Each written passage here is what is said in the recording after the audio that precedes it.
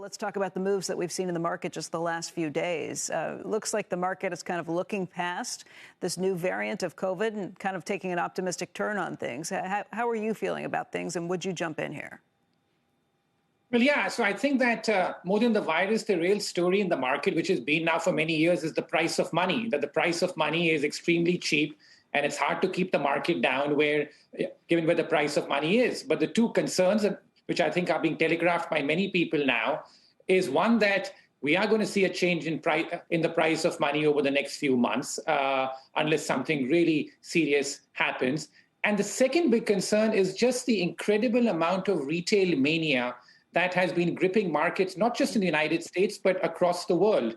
But as you well know, that if you look at the big market tops in the past century, the one thing which has been common in them is that towards the end, you have a whole amount of retail mania that tends to grip the market. So I think the concerns that I have is that the combination of the price of money changing and that the retail mania seems so unsustainable given the speculative fervor we have around the world is something which I think makes us cautious, or makes me cautious at least, over the coming year. But yeah, I'd say that as far as the market's concerned, as long as the price of money is still so cheap, it's hard to keep it down.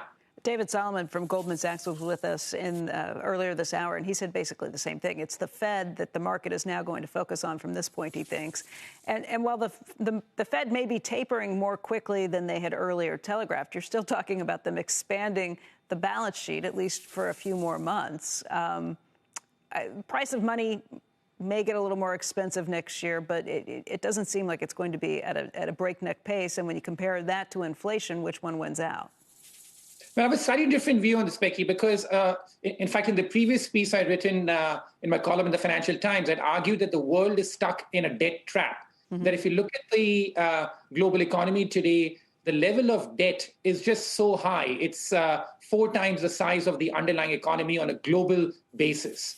And when the level of debt is so high, it doesn't take too much of an increase in interest rates for the entire system to shake. And that's one reason why I think long-term interest rates are having such a problem going up. The entire consensus keeps calling for long-term interest rates to go up, but long-term interest rates barely budge. And I think the reason is that the market intuits that the ability of interest rates to go up is very limited just because we are stuck in a global debt trap. And global debt levels as a share of GDP around the world in many countries exceeds 300%. There are about more than 25 countries, I think, in the world now where the debt to GDP ratio is above 300%.